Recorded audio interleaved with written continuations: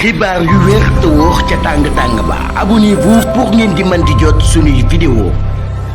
jërë ngeen jëf ci ànd gi ak ñun ci chaîne bi di Buzz 221 HD dañ koy dooree ci mbirum Madiambal Diagne moom mii day démb daal nay def ab sortie bu mu doon amal ci fa nga xam ni moo di Baatu Dëgg TV doon ko amal ci digganteem ak Bah Diakhaté waaye moom mii de daan na fay def ay révélation yu doy waar lool ci mbirum général Birame Diop waaye tamit ki nga xam ne moo di le premier ministre Ousmane Sonko moom Madiambal Diagne day ca la mu fa yëkkat ci ay kàddu bokk na ci di xam ne ni moom mii bi ñu koy jàpp wala bi mu bëggee génn réew mi daal le premier ministre Ousmane Sonko moom moo doon piloté loolu yi maanaam daal kon moom moo doon woo agent ba di ko wax nu muy demee fu ñu koy jàppee fu mu nekk dem na sax daal ba wax numéro bi nga xam ni mooy numéro bi nga xam ne ci le premier ministre doon woote waaye tamit wax ci ban tur lañ ko identifié waaye moom mii di Madiambal Diagne tamit dem na daal ba daal di wax sax ki nga xam ni moo di numéro agent boobee mu wax fi nga xam ne fa la numéro bi jeexee wax ni tamit mën naa wax lépp ci numéro ba waaye day bañ a exposé benn boobu lépp agent moo tax mu daal di koy defee lu nu mel maanaam daal ca boobu lépp kon interview wala entretien bu mu doon amal ak Bah Diakhaté loolu yi daan na ciy def ay révélation yu doy waar lool moom ñi nga xam ni moo di Madiambal Diagne di ab fugitif ñu considéré ko comme bokk ab fugitif fii ci réewum Sénégal mu daal di daw génn fi nga xam ni moo di réew mi dem ca France ginnaaw bañ koy topp ci mbirum 21 milliards moom mi di Madiambal Diagne ñu jàpp ni kon daf ko daal di luubal 21 milliards yu ellipse projectile ak SCI Frao bi nga xam ni moom moo ko moom te soxnaam nekkoon ki nga xam ni moom moo géré woon boobu lépp entreprise Madiambal Diagne kon jamono ji ñu toll nii ma nga ci réewum France ginnaaw bi nga xamee ne daal dinay daw yi fii ci Sénégal ñu jàpp soxnaam ak ñaari doomam ñoom ñi ñëpp kon daal di nekk nag ci loxoy yoon ki nga xam ne nag moom mujjee woon a siiw lool maanaam daal devenu célèbre pour avoir survécu à une attaque au cocktail molotov maanaam ginnaaw bi nga xamee ne ab attaque cocktail molotov amoon ak yu bari génn ci àdduna waaye moom mi nag daal saa borom daa ko ci muccaloon mbir mi xewoon ca Yaraax ab quartier bu nekk ca Dakar ci atum 2023 premier août Pape Diop lay wuyoo moom mi di daal nay génn àdduna ci ab feebar bu ko daloon ci guddi 15 novembre dimanche jàpp 16 novembre 2025 ci Touba lañ ko daal di denc. ba tey moom mii ñu gën koo xam ci Abdoulaye Diop moom mii mi ngi doon dawal ab bus Tata bu ligne 65 bi ca Yaraax jour bi nga xam ne fa la mbir mi doon xew attaque boobee nag daal di causé woon ñaar nit di ñàkk seen bakkan kenn ki ay atam toll ci ñaar fukki at ak benn keneen ki ay atam toll ci 7 ans ñoom ñaar ñi ñu nekkoon ñoo xam ne ay sœur lañ. ginnaaw daraam boobee nag daal 6 personnes daal lañ leen di tegoon loxo ci mbir moomee ginnaaw ba ñu daal leen placé sous mandat de dépôt pour chef d'accusation association de malfaiteurs en relation avec une entreprise terroriste destruction dégradation des biens troubles à l'ordre public présumé auteur de cette barbarie di wuyu turu Sayer Fall ki nga xam ne daal kon jàpp na ne moo defal lu nu mel ci turu Sayer Fall lay wuyoo ki nga xam ne nag daal moom mii di Sayer Fall dafa dawoon daal di dem ci États-Unis ginnaaw am mandat d'arrêt international bi nga xam ni autorité sénégalais dañ ko tegoon teg ko ci ndoddam ginnaaw ba ci lañ ko daal di tegee loxo ba tey nag jamono ji ñuy wax yéen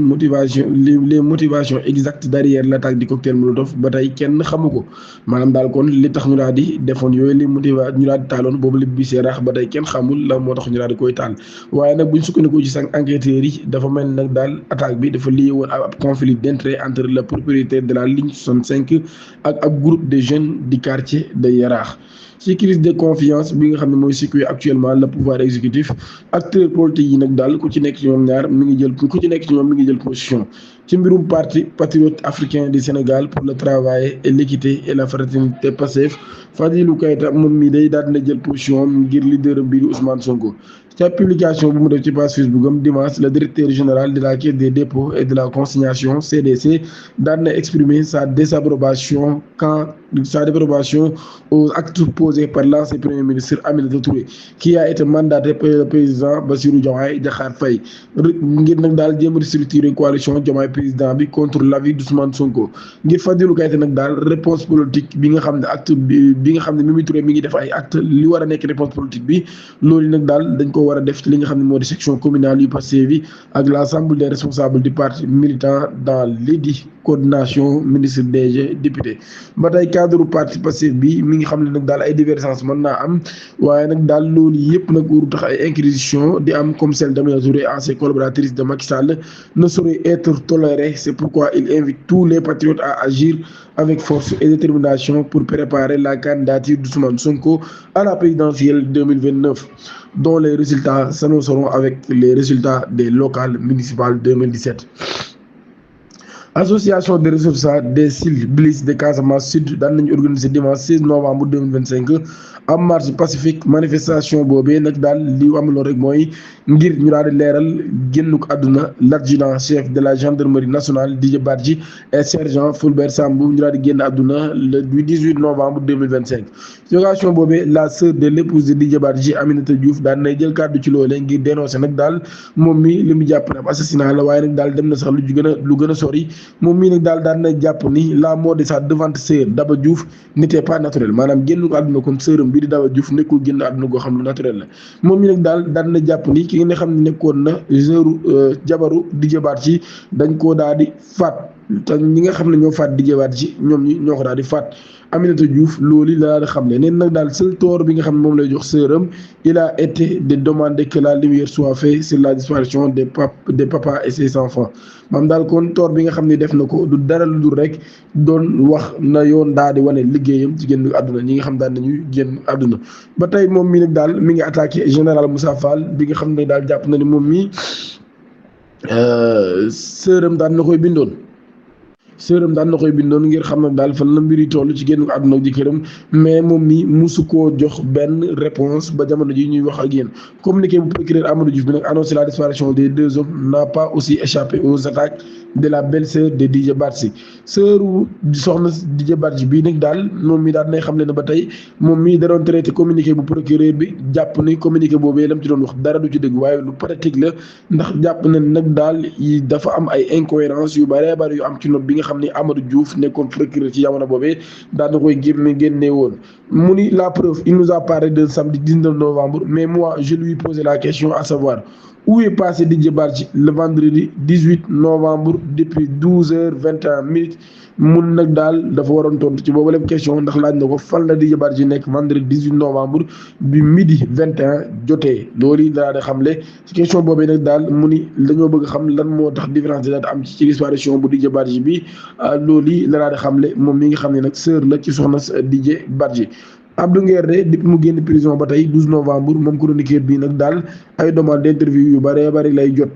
rawatina nag ay web TV sax loolee si ko moom mi dafa décidé nag daal di placer le monde sur un pied d'égalité. moom mi nag daal nay annoncé kon di dina amal ab conférence de presse tey jii ci altine ji mun nag daal loolu yi daf koy def ginnaaw bi nga xam ne nag daal kon ñi ngi sàkku ci moom ay interview yu bëree bëri loolu yi kon moo tax moom Abdou Nguer mi daal di nag du wax ni dina amal li nga xam ne moo di ab conférence de presse ngir bu ko defee ñi nga xam ne sàkku ci moom interview yooyu daal di mën a ñëw daal di koy jël. Dans un entretien accordé à l'Observateur depuis la France, le journaliste Mamadou Ibra Kane moom mii de daal dinay joxe ab analyse sévère ci dualité bi am au sommet de l'État entre le premier ministre et le président de la République. Leader du mouvement Demain c'est maintenant bi daal dinay interpréter les récents sorties du chef de file de Pastef notre rawatina terrain meeting bi comme ab tentative de faire passer son parti avant les saveurs de l'État et agir en donneur d'ordre face au chef d'État. Il juge